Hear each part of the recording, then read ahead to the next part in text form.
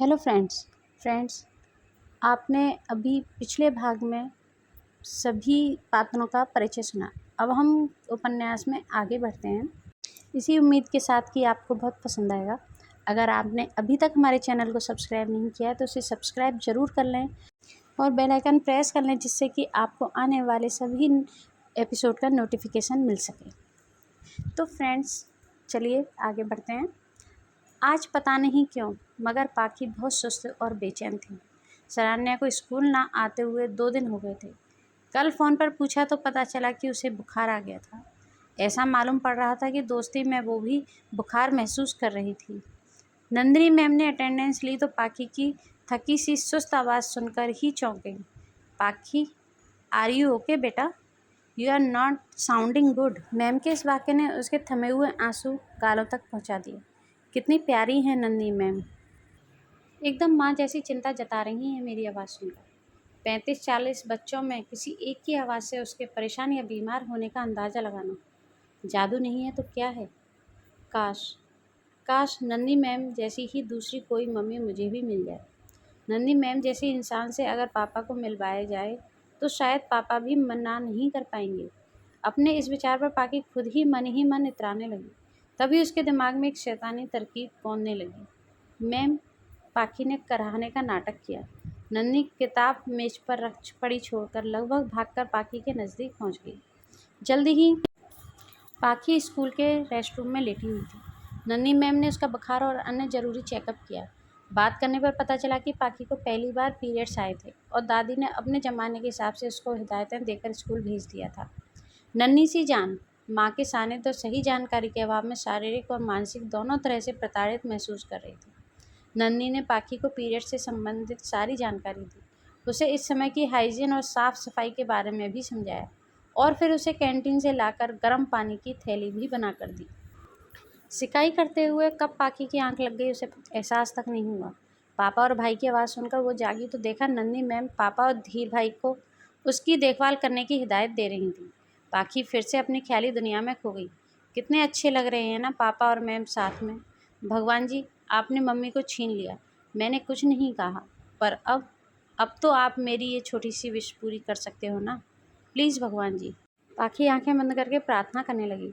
धी ने बहुत नज़ाकत से पाखी को गोद में उठाया और गाड़ी तक ले गया। रजनीश ने नन्ही को पाखी का इतना ध्यान रखने के लिए धन्यवाद किया तो नन्ही ने थोड़ा हिचकते हुए बोला, धन्यवाद की कोई बात नहीं सर, बस आपसे एक रिक्वेस्ट है कि पाखी उम्र के उस नाजुक दौर से गुजर रही है जब एक लड़की को अपनी माँ की सबसे ज़्यादा ज़रूरत होती है। ऐसे में पाखी के प्रति आपकी जिम्मेदारी दोहरी हो जाती है। आपको पापा के साथ माँ वाले फ़र्ज भी निभाने होंगे सर। नन्ही का एक एक शब्द रजनीश के दिल में उतर जाता है। घर वापस जाते हुए रजनीश नन्ही की कही बात को सोचते रहते हैं। आज उन्हें पहली बार एहसास हुआ कि दूसरी शादी केवल खुद के लिए ज़रूरी नहीं, बच्चों को भी इस उम्र में माँ का सानिध्य और मार्गदर्शन चाहिए ही। आज रजनीश पहली बार घर में एक पत्नी की भूमिका समझ पा रहे थे। कितनी गलत धारणा है ये कि एक पति ही परिवार का सर्वेसर्वा होता है। माना कि पति की कमाई से ही घर चलता है, पर घर चलाने की क्षमता सिर्फ एक स्त्री में ही होती है। सच यही है कि एक पति पत्नी दोनों इस गृहस्थी की गाड़ी के पहिए हैं। दोनों की अहमियत बराबर की है।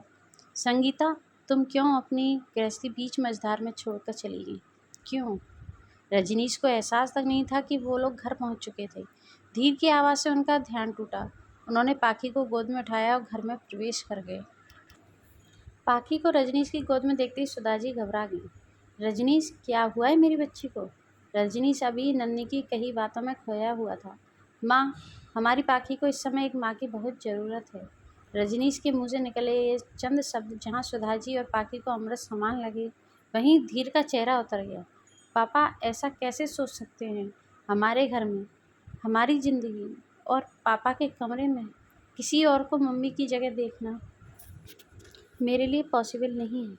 धीर भले ही कुछ कह नहीं पाया, पर उसके मन में पापा की बात सुनकर एक विद्रोह उपजने लगा। खाना खाते हुए जब पाखी ने दादी को नन्ही मैम और पापा की मुलाकात के बारे में बताया तो दादी भी बिना जाने समझे नन्ही को ही बहू बनाने के सपने देखने लगी। भाई, जिस लड़की से मात्र एक बार बात करके रजनीश के विचारों में क्रांतिकारी परिवर्तन आ गए, वो लड़की सच में घर आ गई तो रजनीश का जीवन भी खुशियों से भर जाएगा। पता नहीं क्यों सुधा जी को लगा कि नन्ही एक कुंवारी लड़की है। उनके मन में शुरू से ही किसी कुंवारी लड़की से ही रजनीश के पुनर्विवाह का विचार घूम रहा था। और उसमें गलत भी क्या था। 45 की उम्र में भी रजनीश अच्छे अच्छे नौजवानों को टक्कर देता था फिटनेस और लुक्स के मामले में। पहले पहल तो वो एकदम बैचलर लड़की ही चाहती थी अपने रजनीश के लिए। फिर समय बीतने के साथ उनकी खोज में विधवा शामिल जरूर हो गई थी, पर बिना बाल बच्चे वाली।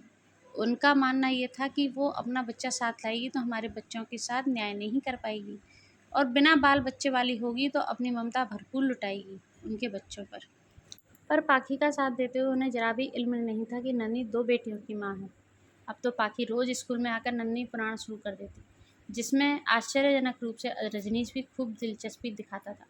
पाखी और सुधा जी अपने कामयाब होते प्लान को देखकर इतराती और फिर योजना आगे बढ़ाने की पंचायत शुरू कर देती। एक दिन पाखी ने शरण्या के सामने बड़ा डरते डरते पापा और मैम की शादी का प्रस्ताव रखा, तो शरण्या ने भी अपने घर की बुजुर्ग होने के नाते रिश्ते पर राजी की मुहर लगा दी। अब तो आने वाले पीटीएम का बेसब्री से इंतजार किया जाने लगा। उस दिन रजनीश और नन्ही को मिलाने की साजिश रची जाने लगी। शरण्या ने मम्मी की साड़ी फाइनल की और पाखी ने पापा के लिए एक नई पोलो टी शर्ट ऑनलाइन मंगवाई। हर टाइम फॉर्मल शर्ट्स पहनने वाले रजनीश को पोलो टी शर्ट पहनाना भी एक टास्क था, पर पाखी पापा को फ्रेश लुक देना चाहती थी। पाखी ने दादी को टी शर्ट दिखाई तो दादी के दिल का दवा सा अरमान जुबान पर आ गया। सुन पाखी, रजनीश से पहले एक बार मैं खुद भी नन्ही से मिलना चाहती हूँ। आखिर मेरा मन भी तो भरना ज़रूरी है। दादी की बात अपनी जगह गलत तो नहीं थी। थोड़ी देर सोचने समझने के बाद पाखी ने दादी को एक आइडिया दिया और अगले दिन दादी नन्ही से मिलने स्कूल पहुँच गई। फ्रेंड्स, आज का एपिसोड यहीं समाप्त होता है। आप इसे ज़रूर सुनिएगा, लगातार हम एपिसोड इसके डालेंगे। इसमें फुल ड्रामा, फुल मस्ती है। बहुत मज़ा आएगा आपको इसे पढ़ने में। अगर अभी तक की कहानी आपको पसंद आ रही हो तो उसे लाइक शेयर ज़रूर करें, चैनल सब्सक्राइब कर लें, बेल आइकन प्रेस कर लें, जिससे कि आपको आने वाले न्यू एपिसोड का नोटिफिकेशन मिल सके। Thank you.